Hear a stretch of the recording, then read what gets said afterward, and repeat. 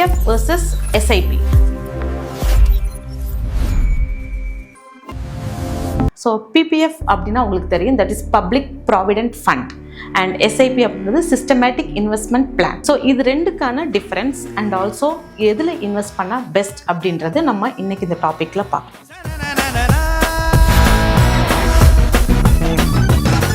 PPF இருக்கு இல்லையா, அதில் நீங்கள் வந்து ஒரு மாதம் 5,000 இன்வெஸ்ட் பண்ணுறீங்க 10 வருஷத்துக்கு அப்படின்றத பார்ப்போம். அதே இது ஒரு SIP-யா 5,000 ஃபார் 10 years மியூச்சுவல் ஃபண்ட்ஸில் இன்வெஸ்ட் பண்ணுறதுக்கான டிஃப்ரென்ஸ் என்ன அப்படின்றது பார்ப்போம். ஸோ லாஸ்ட்டில் ஒரு முக்கியமான கன்க்ளூஷன்ஸ் இருக்குது. ஸோ மறக்காமல் இந்த வீடியோ ஸ்கிப் பண்ணாமல் பாருங்கள். PPF மெச்சூரிட்டி பார்த்தீங்கன்னா 15 years மெச்சூரிட்டி. SIP-யை பொறுத்த வரைக்கும் நீங்கள் எவ்வளோ நாள் எவ்வளோ வருஷம் வேணாலும் இன்வெஸ்ட் பண்ணிக்கிட்டே இருக்கலாம், மாதம் இன்வெஸ்ட் பண்ணலாம். அதே மாதிரி PPF-ல பார்த்தீங்க அப்படின்னா 10 வருஷத்துக்கு அப்புறம் நீங்கள் எடுக்கணும் அப்படின்னா ஃபுல் அமௌண்ட்டை எடுக்க முடியாது. So half of the amount மட்டும்தான் வித்ட்ரா பண்ண முடியும். ஆனால் SIP-ல அப்படி இல்லை, நீங்கள் பண்ணிக்கிட்டே வரீங்க. ஒரு 10 years-க்கு அப்புறம் எவ்வளோ அமௌண்ட் இருக்கோ அந்த டோட்டல் ரிட்டர்ன்ஸும் ப்ளஸ் நீங்கள் இன்வெஸ்ட் பண்ண அமௌண்ட்டுமே நீங்கள் வந்து எடுத்துக்கலாம். இது ரெண்டுக்கான டிஃப்ரென்ஸ் நம்ம பார்க்கலாம். இப்போ PPF இருக்கு இல்லையா, இதோட பெர்சன்டேஜ் எடுத்துக்கோம். RBI செட் பண்ண பெர்சன்டேஜ் இது பொறுத்த வரைக்கும் பார்த்தீங்கன்னா ஒரு 7.1% ஆவரேஜ் ரிட்டர்ன்ஸ்.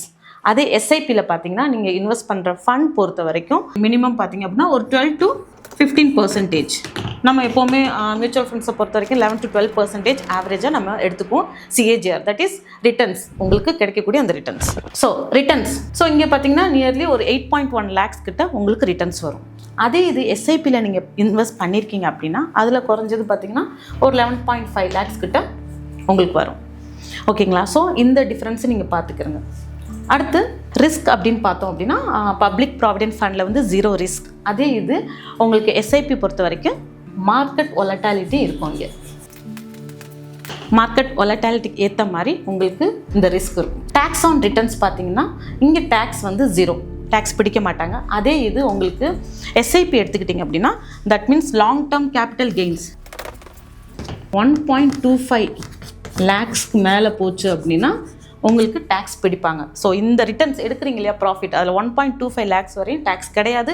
அதுக்கு மேலே போகும்போது 12.5% டேக்ஸ் பிடிப்பாங்க லாங் டேர்ம் கேபிட்டல் கெயின்ஸில் அப்படின்றது. ஸோ இந்த ரெண்டுமே உங்களுக்கு இன்வெஸ்ட் பண்ணணும்னு நினைக்கிறீங்க அப்படின்னா இப்போ பெட்டர் நான் என்ன சொல்லணும்னா மியூச்சுவல் ஃபண்ட்ஸில் உங்களுக்கு டெப்ட்டும் இருக்கும், ஈக்விட்டி மார்க்கெட்டு இருக்கிறனால ஹைப்ரிட் ஃபண்ட்ஸை சூஸ் பண்ணுங்கள். அப்படின்னா ஃப்ளெக்ஸி கேப்பில் நீங்கள் இன்வெஸ்ட் பண்ணலாம்.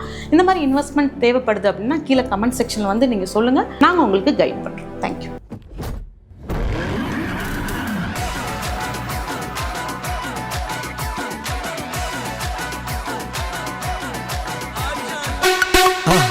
மறக்காம சர்ப்ரைஸ் பண்ணுங்க. தேங்க்யூ.